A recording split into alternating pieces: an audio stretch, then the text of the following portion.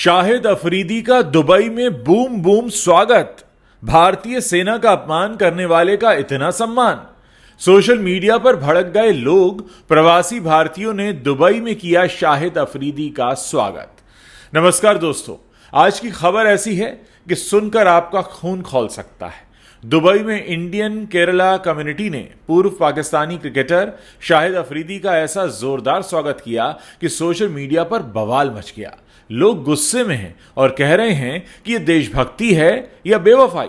आखिर जिस शख्स ने भारतीय सेना को नालायक और निकम्मा जैसे शब्दों से अपमानित किया, उसका ऐसा भव्य स्वागत क्यों? 28 मई को दुबई में पाकिस्तान एसोसिएशन दुबई के एक इवेंट में केरल समुदाय ने शाहिद अफरीदी और उनके साथी क्रिकेटर उमर गुल का गर्मजोशी से स्वागत किया। सोशल मीडिया पर वायरल हुए एक वीडियो में साफ दिख रहा है कि जैसे ही अफरीदी मंच पर चढ़े, वहां चल रहा सांस्कृतिक कार्यक्रम रोक दिया गया। लोग तालियां बजाने लगे और बूम बूम अफरीदी के नारे गूंजने लगे। बूम बूम तो वही नारा है जो अफरीदी का क्रिकेट में मशहूर निकनेम है। अफरीदी भी मूड में आ गए और हंसते हुए बोले, हो गया बूम बूम। उन्होंने मंच से यह भी कहा कि उन्हें भारत का केरल बहुत पसंद है और वहां का खाना तो उनका फेवरेट है। लेकिन यह बात सुनकर भारत में लोग भड़क गए। क्यों? क्योंकि अफरीदी का हाल का रिकॉर्ड कुछ ऐसा ही है कि लोग उन्हें भारत विरोधी कहने लगे हैं। दरअसल बात यह है कि 22 अप्रैल को जम्मू कश्मीर के पहलगाम में हुए आतंकी हमले में 26 बेगुनाह लोग मारे गए थे। इस हमले की जिम्मेदारी लश्कर ए तैयबा से जुड़े आतंकी संगठन टीआरएफ ने ली थी।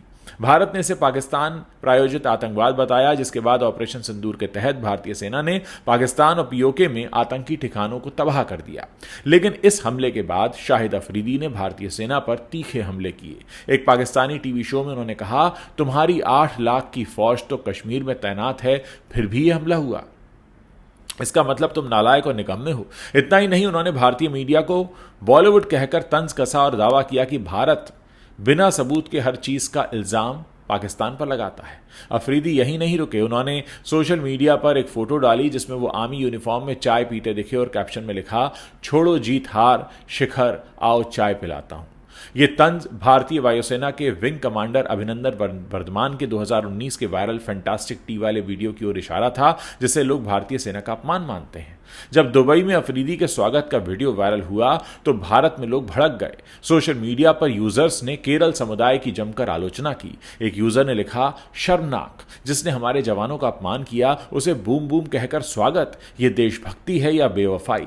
एक अन्य ने कहा, केरल वाले तुम्हें शर्म नहीं आई? देश के शहीदों का अपमान है ये। बीजेपी प्रवक्ता शहजाद पूनावाला ने भी इसे राष्ट्र विरोधी काम बताया और केरल समुदाय से सफाई मांगी। कुछ लोगों ने सवाल उठाया कि आयोजकों ने किसी भारतीय क्रिकेटर को क्यों नहीं बुलाया। वहीं कुछ यूजर्स ने तंज कसा, 100% लिटरेसी रेट वाले केरल से ये उम्मीद नहीं थी। चलिए अब अफरीदी के कुछ पुराने ट्रैक रिकॉर्ड्स और विवाद को भी आपके सामने लाते हैं। शाहिद अफरीदी का भारत के खिलाफ बोलने का इतिहास पुराना है। अफरीदी के चचेरे भाई शाकिब को 2003 में अनंतनाग में बीएसएफ ने एक मुठभेड़ में मार गिराया था। वो कथित तौर पर आतंकी गतिविधियों में शामिल था। तभी से अफरीदी भारतीय सेना के खिलाफ जहर उगलते रहे हैं। 2018 में अफरीदी ने कहा था कि भारत कश्मीर पर जबरन कब्जा कर रहा है और वहां मानवाधिकारों का उल्लंघन हो रहा है। 2020 में एक पुराना वीडियो वायरल हुआ था जिसमें अफरीदी ऑस्ट्रेलिया के खिलाफ T20 मैच में गेंद को दांतों से चबाते दिखे। इसके लिए उन पर 2 T20 मैचेस का बैन लगा था। अफरीदी ने पीएम नरेंद्र मोदी को लेकर भी अपमानजनक बातें कही थीं, जिसके बाद हरभजन सिंह जैसे क्रिकेटर्स ने उनकी दोस्ती तक तोड़ दी थी। अफरीदी ने आतंकी यासीन मलिक का समर्थन करते हुए कहा था कि उसके खिलाफ लगे आरोप फर्जी हैं। हाल ही में अफरीदी के भारत विरोधी बयानों के बाद भारत सरकार ने सख्त कदम उठाए और उनके यूट्यूब चैनल को भारत में बैन कर दिया। इसके अलावा शोएब अख्तर, बासित अली और तनवीर अहमद जैसे अन्य पाकिस्तानी क्रिकेटर्स के चैनल भी बैन कर दिए गए।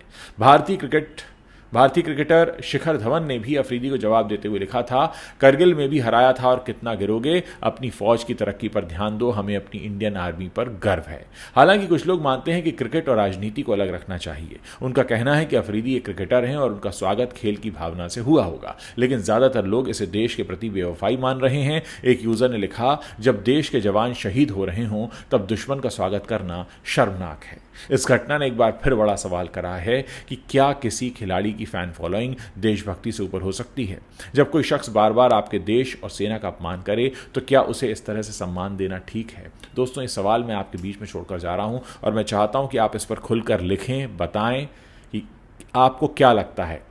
कि अफरीदी का इस तरीके से सम्मान किया जाना चाहिए था, या अगर इस तरह से सम्मान हो रहा है तो हमें वहाँ से नज़रें फेर लेनी चाहिए, मानो कुछ हुआ ही ना हो। आप लोग इस पर अपनी कुछ तो राय रखते होंगे। जो भी राय रखते हैं उसे इस वीडियो के नीचे लिखना मत भूलिएगा।